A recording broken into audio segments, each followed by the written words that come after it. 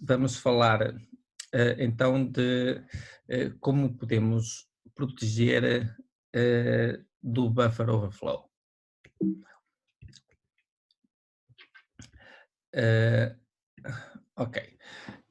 Nós podemos fazer isso, aliás, a forma mais adequada de fazer isso é desenvolver código que não seja eh, suscetível a buffer overflow. Tá bem? Essa é uma forma. A outra forma são proteções do próprio compilador ou do sistema operativo que dificultam ou impedem a execução de certos tipos de buffer overflow, está bem? Então, como é que podemos evitar o buffer overflow do ponto de vista de desenvolvimento, do developer? Nós já vimos que, eh, aliás, naquele exemplo que tivemos a ver, um dos problemas tem a ver com os limites do buffer, em que podem-se usar funções que vão escrever fora dos buffers. Portanto, uma, uma das coisas que se deve fazer, de facto, é auditar os locais onde são feitos os cálculos dos valores para escrever nos buffers e verificar se os limites estão a ser cumpridos. E às vezes estamos a escrever usando ciclos, verificar as condições fronteira dos ciclos. Tá bem? Outra boa prática é evitar a utilização de funções que não validam os limites dos buffers. Tá bem? Nós, pronto, usando o C++ em vez do C, pode-se usar o Standard Template Library com as strings do C++, e, portanto, fazendo isso já se está a melhorar a situação, está bem? Depois podemos usar analisadores de código, analisadores estáticos de código, que inclusivamente muitos IDEs, muitos Integrated Development Environments até fornecem, e outros podem ser comprados ou feitos download da internet. Outra situação como developers é usar linguagens de programação de mais alto nível. Essas linguagens tipicamente validam já os limites do buffer e impedem o acesso direto à memória. Não é? Muitas delas até são linguagens de programação managed, que têm tipo máquina virtual onde é executado o código. Estamos a falar de C#, Java, etc. Em vez de estarmos a usar C, C++ ou Assembly. Claro que muitas vezes isto não se pode usar porque se queremos mesmo melhorar o desempenho ao máximo para fazer coisas muito específicas e que acedem diretamente ao hardware e que podemos querer que tenham o maior desempenho possível, então a gente poderá necessitar de usar o C, C++ ou Assembly também, mas a ideia é, ok, se usarmos linguagens de mais alto nível, em princípio estamos-nos a proteger do buffer overflow, está bem? Ou a dificultar muito o aparecimento de buffer overflows, dos vários tipos de buffers overflow. Em termos do C standard, tenho aqui um conjunto de funções que são críticas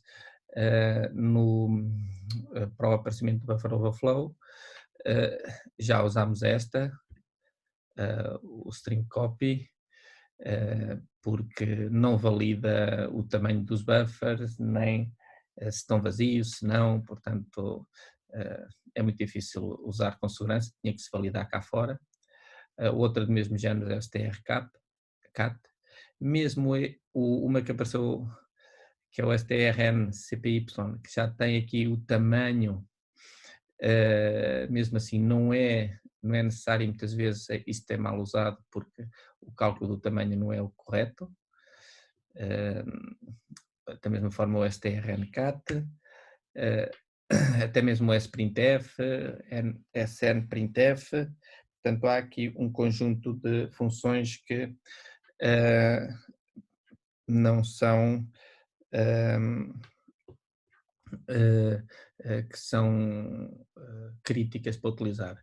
E há aqui uma que, portanto, enquanto as outras são muito difíceis de usar em segurança, esta do get é impossível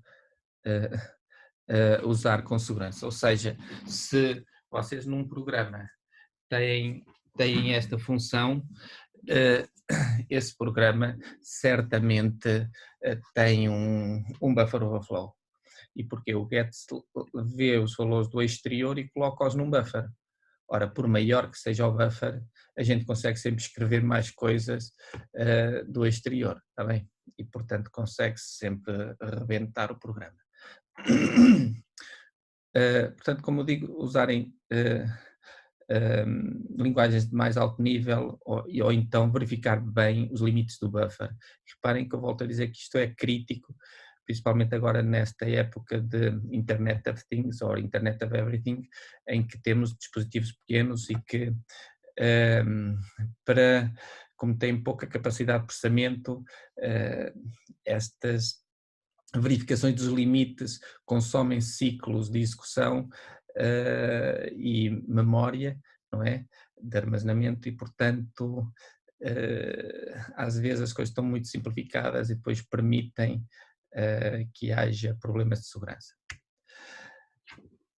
Para além das proteções como developers, e portanto já vimos que isto aqui já há quase 50 anos que existe esta vulnerabilidade conhecida, há aqui outras proteções que entretanto foram sendo desenvolvidas por parte dos compiladores e dos sistemas operativos. Eu vou falar destas três, é o stack não executável, o Address Space Layout Randomization e a utilização de canário. O que é o stack não executável? Ora, uma das formas de tirar partido do buffer overflow é injetar no stack código que queremos executar e depois alterar o EIP de retorno para ele apontar para esse código que nós introduzimos no stack. E conseguindo fazer isso, conseguem-se aquelas explorações, por exemplo, de criar uma shell como root ou criar uma backdoor que aceda à internet ou que permita o acesso da internet, fazer uma reverse shell, etc. Está bem? Então, se nós conseguirmos impedir que o stack seja executável, e, portanto, no compilador conseguem-se colocar parâmetros para que isso não seja possível, impedimos esse tipo de ataques, ou pelo menos dificultamos muito esse tipo de ataques. Uma forma de conseguir contornar essas medidas, porque depois para cada tipo de proteção existem formas de contornar isso, está bem? Há aqui uma forma que seria, ok, em vez da gente conseguir criar uma shell no stack, pode-se tentar executar funções que fazem algo do género e que já existem disponíveis na biblioteca de funções que os programas têm acesso. Portanto, se a gente puser o EIP a apontar para o system, em que depois a gente manda executar uma shell, pronto, e outras funções, conseguimos que o nosso programa acabe por ser malicioso e executar funções maliciosas, está bem? De qualquer maneira, se pusermos o stack não executável, já dificulta muito o buffer overflow. Outra proteção, e esta é do sistema operativo, é o Address Space Layout Randomization. Reparem que versões iniciais do Windows XP, por exemplo, não tinham o Address Space Layout Randomization, a versão inicial do iPhone, do iOS também não tinha, embora agora já tenha, portanto são proteções do sistema operativo. O que é que faz o Address Space Layout Randomization? Torna o stack e eventualmente o heap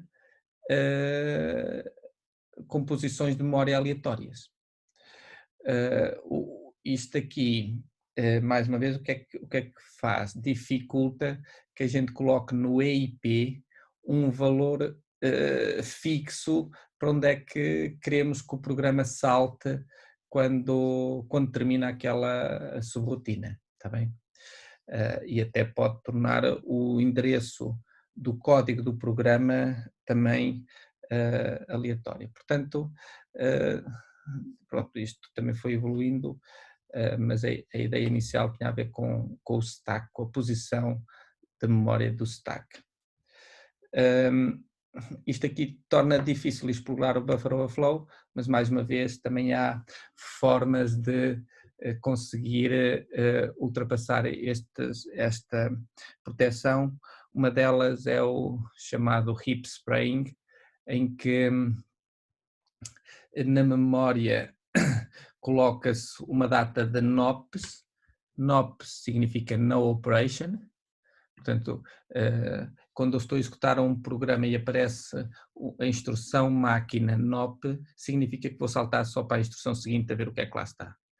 Ora, se eu colocar na memória uma data desses NOPs e depois é que veio o programa que eu quero executar, mesmo com o Address Space Layout Randomization, eu se mandar aquilo saltar para uma posição de memória, vá lá, quase aleatória, existe uma probabilidade de aquilo calhar numa dessas partes com NOPs, que depois vai saltando até acabar por executar o programa que eu quero, o código que eu quero, está bem?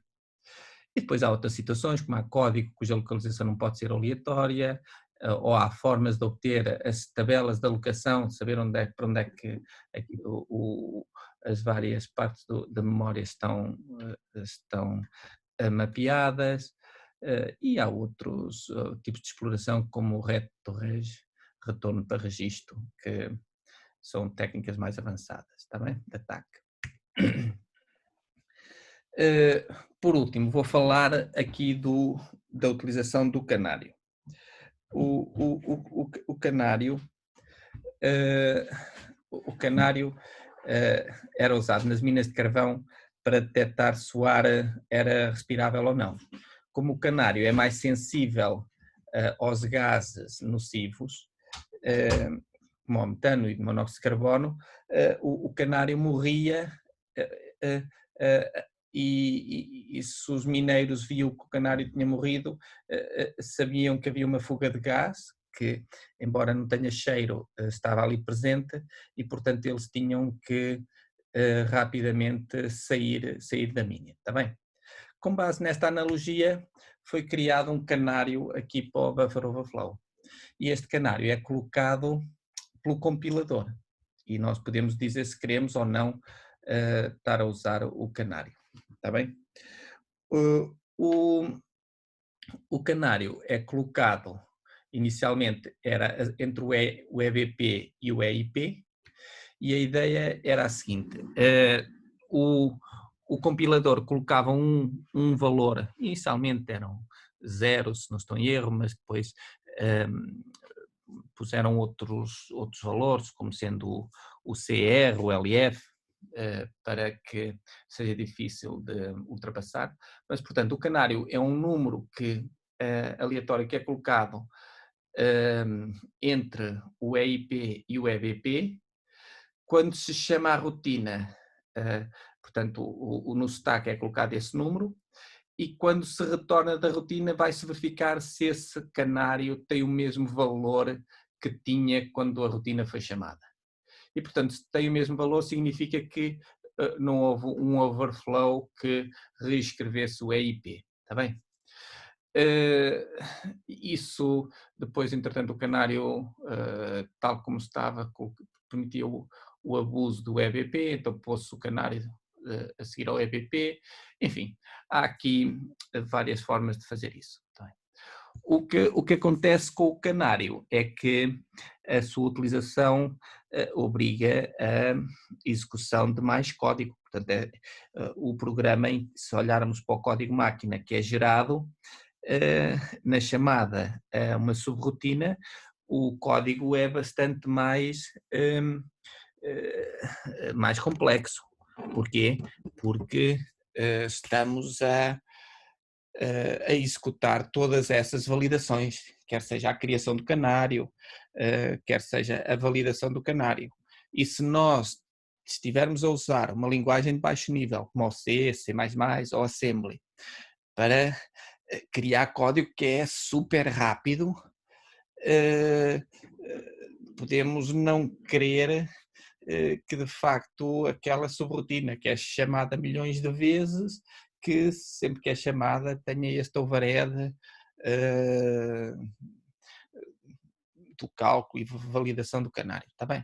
Portanto, há aqui aspectos sempre que têm que ser tidas em conta, mais uma vez, se a gente pensar nestes dispositivos com poucos recursos da Internet of Things, não é? A gente pode querer que eles, ou pode necessitar que eles funcionem com um desempenho ótimo, o máximo possível, e podemos não, às vezes, descurar estas questões de segurança, está bem? Pronto, mesmo assim, e apesar de haver canário, mais uma vez, neste jogo do gato e do rato, foram sempre aparecendo aqui formas de explorar, não é? E então tenho aqui algumas que vocês poderão ver com mais atenção. Claro que estas formas de explorar, subvertendo estas medidas de proteção, acabam por ser algo específicas muitas vezes e necessitarem que certas condições se verifiquem para se conseguir explorar de uma determinada maneira, está bem? Mas o que eu queria deixar aqui claro é que existem formas de minimizar o problema do buffer overflow.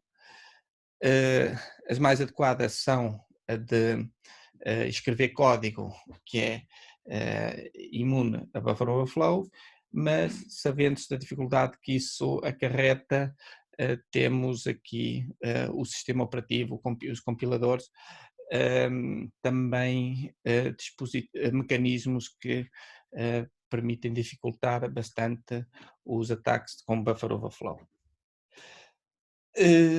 Nos dias de hoje, como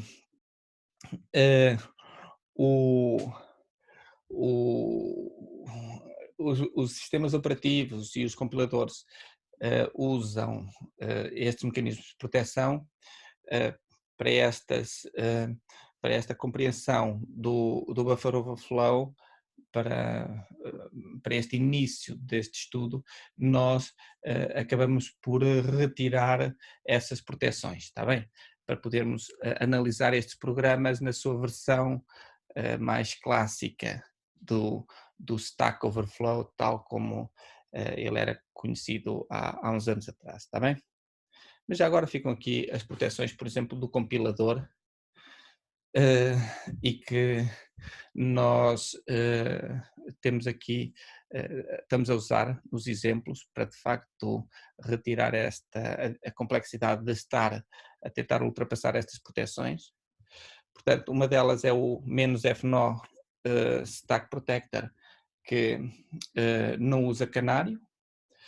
Também estou a usar o -z execstack, que permite executar código no stack, nesse exemplo.